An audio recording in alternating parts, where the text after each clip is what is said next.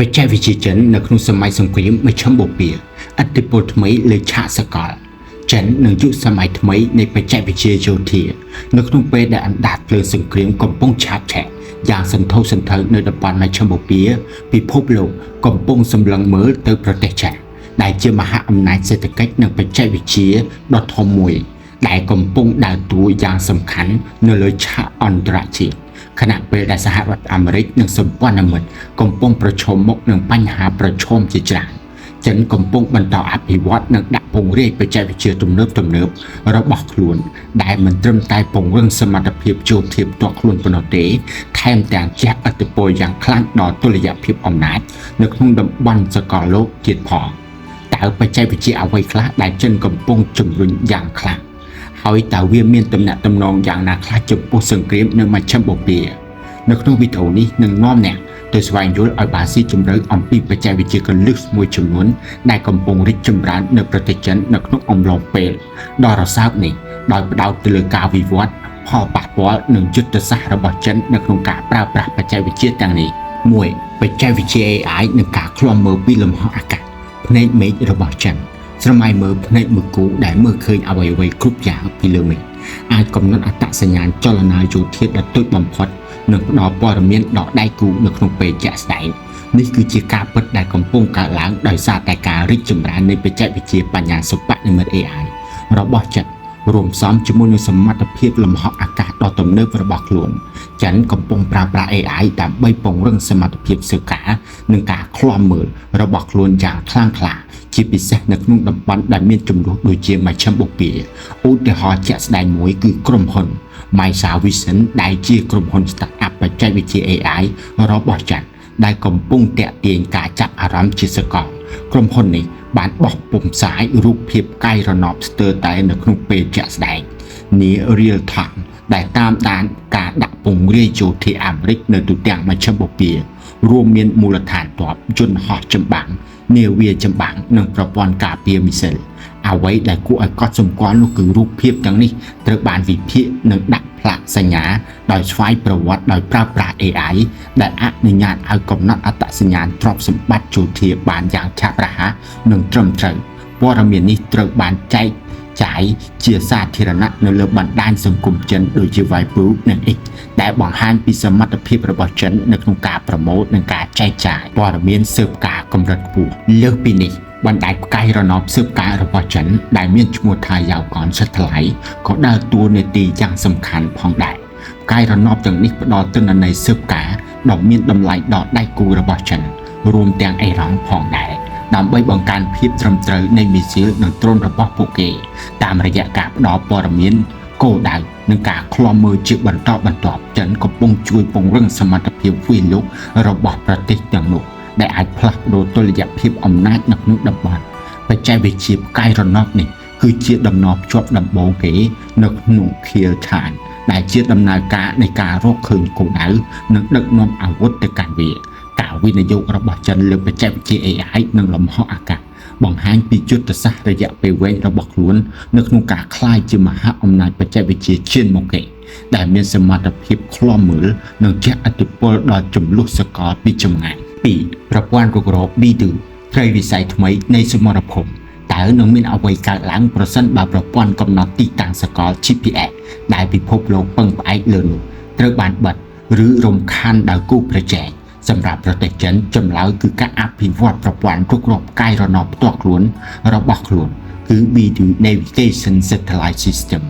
ខណៈពេលដែល GPS ត្រូវបានគ្រប់គ្រងដោយសហរដ្ឋអាមេរិក B2 ផ្ដល់នូវជម្រើសឯករាជ្យមួយដែលមានសារៈសំខាន់ជាយុទ្ធសាស្ត្រជាពិសេសសម្រាប់ប្រទេសដែលចង់កាត់បន្ថយការពឹងផ្អែកលើបច្ចេកវិទ្យាអាមេរិកនៅក្នុងបរិបទសង្គ្រាមមជ្ឈិមបូព៌ាប្រព័ន្ធ B2 កំពុងក្លាយជាឧបករណ៍ដ៏សំខាន់មួយអ៊ីរ៉ង់និងបណ្ដាប្រទេសផ្សេងទៀតនៅក្នុងតំបន់កំពុងងាកមកប្រើប្រាស់ B2 ជំនួស GPS ដើម្បីធានានូវភាពត្រឹមត្រូវនៃការរុករកសម្រាប់ប្រព័ន្ធអាវុធរបស់ពួកគេនេះគឺដោយសារតែ B2 ផ្ដល់នូវសញ្ញាដែលមានសុវត្ថិភាពនិងអាចទុកចិត្តបានដែលពិបាកនឹងរំខានចាំមីងដោយសត្រូវលើសពីនេះប្រព័ន្ធនេះផ្ដល់នូវភាពត្រឹមត្រូវខ្ពស់កម្រិតយោធាដែលចាំបាច់សម្រាប់មីស៊ីលនិងដ្រូនដើម្បីវាយប្រហារគោលដៅបានយ៉ាងជាក់លាក់អ្វីដែលពិសេសជាងនេះទៅទៀតនោះគឺ គឺការប្រើប្រាស់ encrypted video ដែលជាសញ្ញា video ដែលបានកូដនីយកម្មផ្ដល់នូវសុវត្ថិភាពបន្ថែមទៀតសម្រាប់ប្រតិបត្តិការយោធាដោយការការពារការស្ទាក់ចាប់ឬការរំខានពីខាងក្រៅការប្រើប្រាស់ video មិនមែនត្រឹមតែជាការផ្លាស់ប្ដូរបច្ចេកវិទ្យាប៉ុណ្ណោះទេ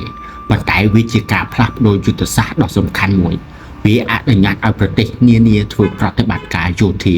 ដោយមិនចាំបាច់បារម្ភពីការបាត់បង់សញ្ញា GPS ឬការគ្រប់គ្រងពីខាងក្រៅសម្រាប់ចិនការផ្សព្វផ្សាយវីដេអូទៅកាន់បណ្ដាប្រទេសនៅក្នុងមជ្ឈមបូព៌ាគឺជាផ្នែកមួយនៃយុទ្ធសាស្ត្រធំជាងនេះដើម្បីពង្រឹងឥទ្ធិពលបច្ចេកវិទ្យារបស់ខ្លួននិងបង្កើតបណ្ដាញសម្ព័ន្ធមិត្តដែលពឹងផ្អែកទៅលើបច្ចេកវិទ្យាចិននេះមិនមែនត្រឹមតែពង្រឹងទំនាក់ទំនងការទូតប៉ុណ្ណោះទេថែមទាំងបង្កើតទីផ្សារសម្រាប់បច្ចេកវិទ្យាការពារជាតិរបស់ចិនទៀតផងដូច្នេះវីដេអូមិនមែនគ្រាន់តែជាប្រព័ន្ធរុករកនោះទេវាគឺជាឧបករណ៍ភូមិសាស្ត្រនយោបាយដ៏មានឥទ្ធិពលមួយនៅក្នុងសមរភូមិបច្ចេកវិទ្យាសកល3បច្ចេកវិទ្យារ៉ាដានិងការការពារអាកាសខែលការពារដ៏រឹងមាំនៅក្នុងសមរភូមិទំនើបការការពារដែនអាកាសគឺជាគន្លឹះនៃជ័យជំនះប្រទេសចិនបានដឹងយ៉ាងច្បាស់អំពីសារៈសំខាន់នេះហើយកំពុងវិនិយោគយ៉ាងខ្លាំងលើការអភិវឌ្ឍបច្ចេកវិទ្យារ៉ាដានិងប្រព័ន្ធការពារអាកាសទំនើបដែលអាចទប់ទល់នឹងការគំរាមកំហែងពីជនហោះចម្បាំងdrone និងមីស៊ីលអ្វីដែលគួរឲ្យចាប់អារម្មណ៍នោះគឺចិនកំពុងបញ្ចូលបញ្ញាសិប្បនិម្មិត AI ទៅក្នុងប្រព័ន្ធរ៉ាដារបស់ខ្លួនដើម្បីបង្កើនប្រសិទ្ធភាពនៅក្នុងការរកឃើញនិងតាមដានគោលដៅការប្រើប្រាស់ AI នៅក្នុងប្រព័ន្ធរ៉ាដាអនុញ្ញាតឲ្យមានការវិភាគទិន្នន័យយ៉ាងឆាប់រហ័សនិងត្រឹមត្រូវអាចជួយឲ្យរ៉ាដាអាចរកឃើញ drone នេះដែលហោះហើរទាបនឹងវង drone 5 SWAT ដែលកាន់តែប្រសើរនេះគឺជាសមត្ថភាពសំខាន់មួយសម្រាប់ដ្រូនតូចៗនិងវងដ្រូនដែលពិបាករកឃើញដោយប្រព័ន្ធរ៉ាដាប្រពៃណីតាមរយៈ AI ប្រព័ន្ធរ៉ាដារបស់ចិនអាចបែងចែករវាងគោលដៅមិត្តនិងសត្រូវកាត់បន្ថយការជូនដំណឹងខុសនិងផ្ដល់ព័ត៌មានគោលដៅដែលមានភាពជាក់លាក់ខ្ពស់ដល់ប្រព័ន្ធការពារអាកាសចិនក៏បានអភិវឌ្ឍបច្ចេកវិទ្យារ៉ាដាដ៏គួរឲ្យចាប់អារម្មណ៍មួយទៀតគឺ YLCHB Anti-Stealth Radar ដែលជាប្រព័ន្ធរ៉ាដាប្រឆាំងយន្តហោះលាក់ខ្លួនស្ទៀលយន្តហោះស្ទៀលត្រូវបានរចនាឡើងដើម្បីគេចពីការចាប់រ៉ាដាប៉ុន្តែ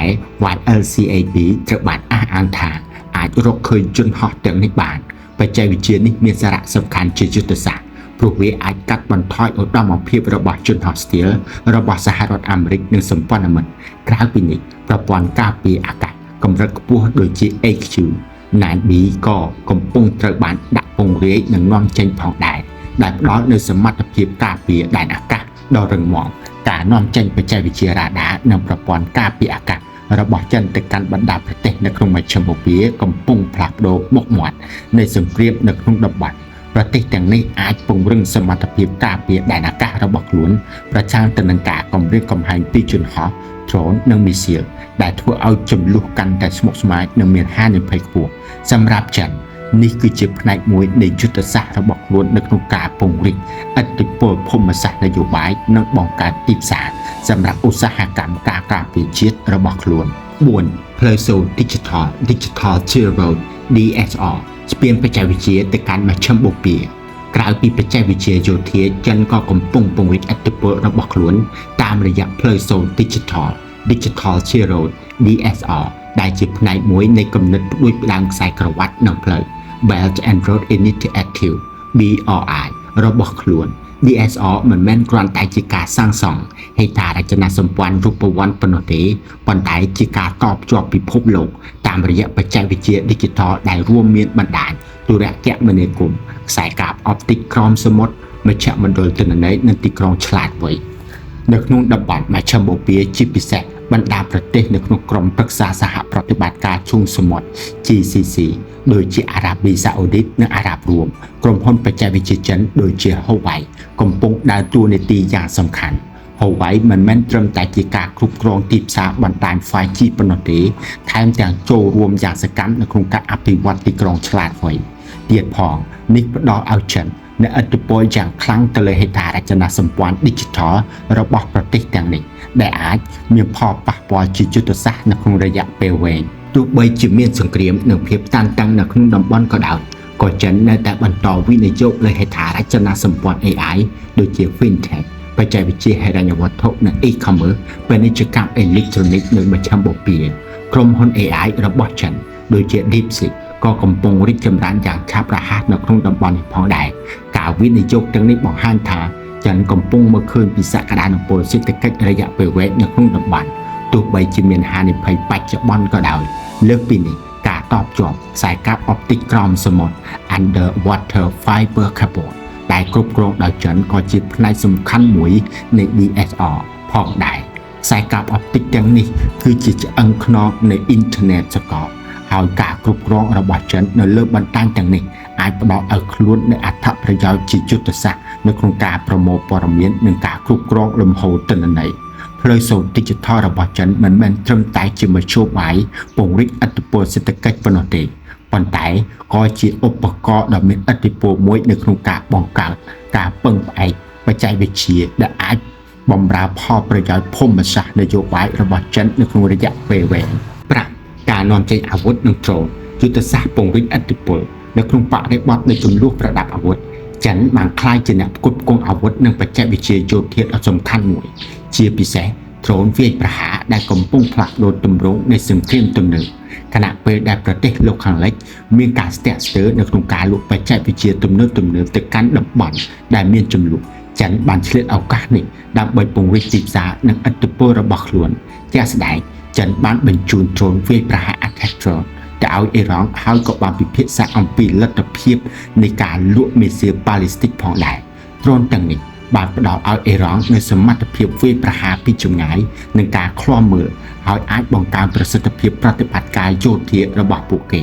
ការនាំចេញអាវុធរបស់ចិនមិនមែនត្រឹមតែជាអាជីវកម្មប៉ុណ្ណោះទេប៉ុន្តែក៏ជាឧបករណ៍ភូមិសាស្ត្រនយោបាយដ៏សំខាន់មួយផងដែរដែលអនុញ្ញាតឲ្យចិនបង្កើតទំនាក់ទំនងយុទ្ធសាស្ត្រនិងពង្រីកឥទ្ធិពលរបស់ខ្លួនទៅកាន់តំបន់មជ្ឈមបូព៌ាអ្វីដែលគួរឲ្យកត់សម្គាល់នោះទោះបីជាមានសង្គ្រាមនិងភាពតានតឹងនៅក្នុងតំបន់ក៏ដោយក៏ការនាំចេញរបស់ចិនទៅកាន់មជ្ឈមបូព៌ានៅតែមានភាពរឹងមាំផលិតផលចិនជាច្រើនប្រភេទរួមមានរថយន្តដៃថែបនិងបច្ចេកវិទ្យាផ្សេងៗនៅតែបន្តហូរចូលទៅក្នុងតំបន់នេះបង្ហាញពីភាពធន់នៃពាណិជ្ជកម្មរបស់ចិនដែលសមត្ថភាពរបស់ខ្លួននៅក្នុងការរក្សាទំនាក់ទំនងសេដ្ឋកិច្ចទោះបីជាមានភាពចលាចលនយោបាយក៏ដោយលើសពីនេះចិនក៏បានប្រើប្រាស់វេទិកាអន្តរជាតិដូចជាពិព័រណ៍ WDF 2026 Fair ដើម្បីបង្ហាញបច្ចេកវិទ្យាការពារជាតិរបស់ខ្លួនពិព័រណ៍បែបនេះផ្ដល់ឱកាសឲ្យចិនបង្ហាញពីសមត្ថភាពយោធានិងបច្ចេកវិទ្យាទំនើបរបស់ខ្លួនទៅកាន់អ្នកទិញសក្តានុពលដែលជួយពង្រឹងកេរ្តិ៍ឈ្មោះរបស់ខ្លួនជាអ្នកផ្គត់ផ្គង់អាវុធដ៏សំខាន់មួយតាមរយៈការនាំចេញអាវុធនិងបច្ចេកវិទ្យាយោធាចិនកំពុងដើរតួនាទីយ៉ាងសកម្មនៅក្នុងការកំណត់ទិសដៅនៃជម្លោះនៅក្នុងតំបន់និងពង្រីកឥទ្ធិពលរបស់ខ្លួននៅលើឆាកសកលឥទ្ធិពលចិននៅលើឆាកសកលសរុបមកការរីកចម្រើននៃបច្ចេកវិទ្យានៅប្រទេសចិននៅក្នុងអំឡុងពេលដែលតំបន់មជ្ឈមបូព៌ាកំពុងមានសង្គ្រាមមិនមែនគ្រាន់តែជាការបង្ហាញពីសមត្ថភាពបច្ចេកវិទ្យារបស់ខ្លួនប៉ុណ្ណោះទេប៉ុន្តែគឺជាការឆ្លុះបញ្ចាំងពីយុទ្ធសាស្ត្រភូមិសាស្ត្រនយោបាយដ៏ស្មុគស្មាញរបស់ចិនផងដែរតាមរយៈការវិនិយោគយ៉ាងច្រើនលើបច្ចេកវិទ្យា AI និងការឃ្លាំមើលពីលំហអាកាសប្រព័ន្ធរុករក B2 បច្ចេកវិទ្យារ៉ាដានិងការការពារអាកាសផ្លូវសូត្រ Digital និងការនាំចេញអាវុធចិនកំពុងពង្រីកឥទ្ធិពលរបស់ខ្លួនយ៉ាងជ្រៅនៅក្នុងតំបន់មជ្ឈមបូព៌ាលើសពីនេះបច្ចេកវិទ្យាទាំងនេះមិនមែនត្រឹមតែផ្ដល់ឲ្យចិននូវឧត្តមភាពយោធាប៉ុណ្ណោះទេប៉ុន្តែថែមទាំងបង្កើតការពឹងផ្អែកបច្ចេកវិទ្យាដែលអាចបម្រើផលប្រយោជន៍យុទ្ធសាស្ត្ររបស់ចិននៅក្នុងរយៈពេលវែងនៅក្នុងពេលដែលពិភពលោកកំពុងប្រឈមមុខនឹងភាពមិនច្បាស់លាស់និងជម្លោះចិនកំពុងប្រើប្រាស់បច្ចេកវិទ្យារបស់ខ្លួនជាឧបករណ៍ដ៏មានឥទ្ធិពលមួយដើម្បីកំណត់ទិសដៅនៃសណ្ដាប់ធ្នាប់ពិភពលោកថ្មី